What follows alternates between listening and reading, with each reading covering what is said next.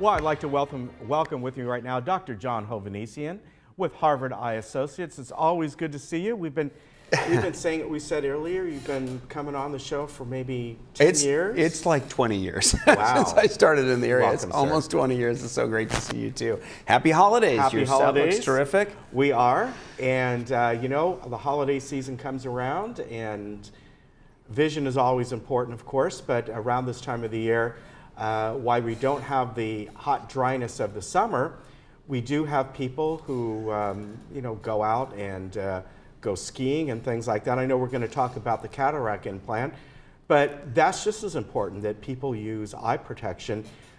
I haven't skied in a long time, but I have skied on days when it's bright and sunny and it's reflecting off. It's worse than being at the beach on a sunny day. It's much worse, yeah.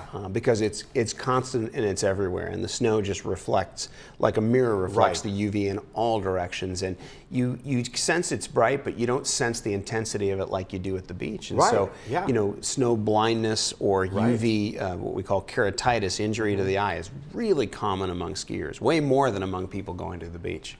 Wow. Yeah, that's just because of those factors. And I think years ago, it was, to me anyway, the ski industry that really came along with protective UV protection long before the average pair of sunglasses. I mean, I remember Belay and all those brands, and going back in the late 70s, early 80s, they were ahead of the game.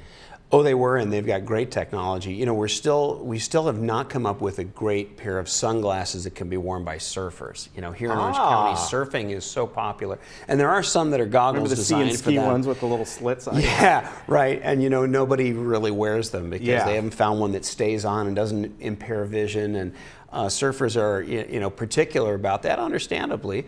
And yet they suffer some of the worst UV damage with growths on the eye. We've talked about pterygiums and other things. But so if you're going to ski, if you're going to be outside in the weather, wear your sunglasses. There's a market for you right there. Shark Tank, right? Yeah, that's right. Yeah, we have them all. So cataracts. Every year we seem, as I kind of alluded to when I was giving the opening to the show, technology just advances and advances and advances. Not only the lens, but the way you implant the lens as well. It's incredible. Oh, in my career, we've just seen a complete change in the way we do cataract surgery. Now we have automation with lasers that actually soften the lens and make the openings in the eye to make everything easy. It's about a 5-minute procedure. Most people have no pain, and most people are probably going to go through cataract surgery at some point in their life. Most people probably listening today have friends who've been through it and hopefully have had positive experiences. It's rare to have, you know, serious side effects or complications, but of course they can happen too.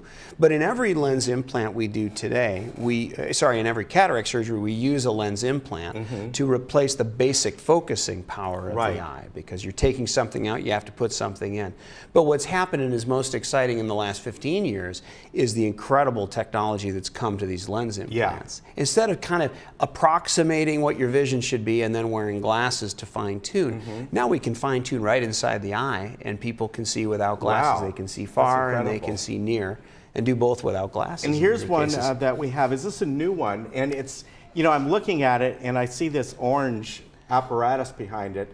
That's something I have not seen before. I don't know what that is, the housing for the lens or whatever.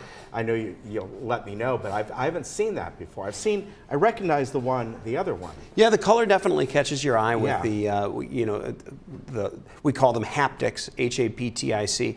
Haptics, traditional lens implants like the one on the left have very simple haptics. Some of the newer design lenses have a little more elaborate haptics because they allow positioning and even movement in some cases of the optic. Of course, the optic is the part that focuses, and that's the part in the center in both left and right here. And the design of some of the newer implants, like the one on the right here, which is not yet commercially available. It's part of an FDA study. We are now recruiting patients for that study.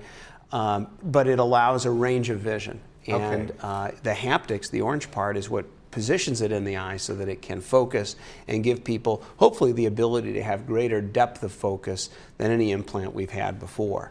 That's incredible. So you're kind of getting, you know, you're getting something that you really need, but you're also getting the benefit of corrective lens surgery. Yeah, it's like blending together what LASIK does and what cataract surgery does.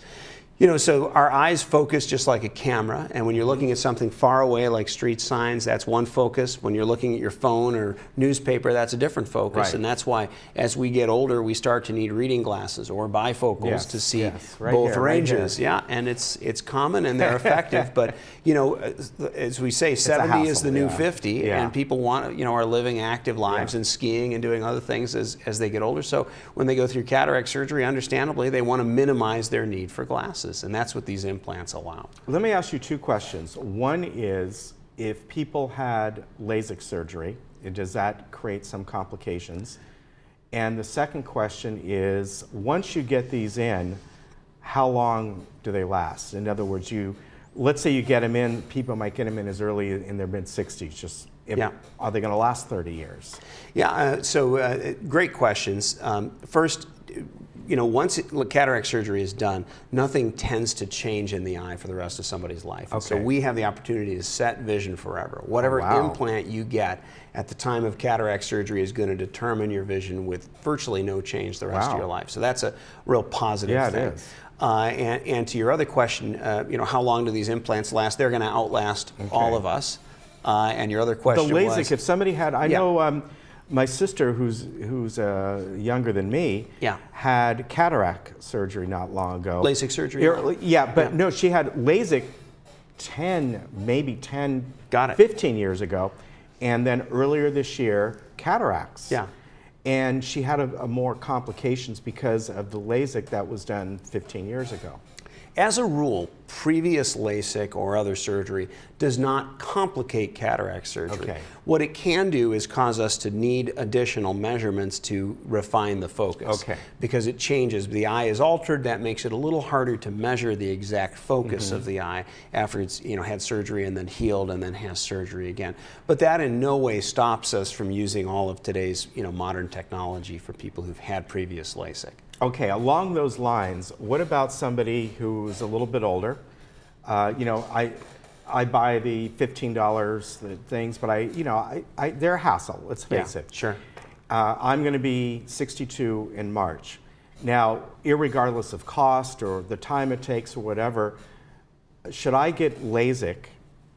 And I know it's just, and what I'm referring to is, but maybe 10 years from now, I'm going to need cataract surgery. Do I wait? Do I just deal with glasses until then? Right. Or is it just a matter of choice? There's some choice involved, as usual, but a good exam of the eye will determine how close you are to needing cataract surgery. Okay. And if you're getting closer to needing cataract surgery, and usually in our early 60s we're approaching that point, that's when we might say, let's do a lens-based procedure instead of treating and doing LASIK. So like cataract surgery is what we typically do, because as you asked a moment ago, that gives you a solution for the rest of your life, as opposed to going through LASIK today and then 5 or 10 years from now going through cataract surgery. So it's a very individualized kind of decision based upon a number of things, but sometimes one or the other. Okay.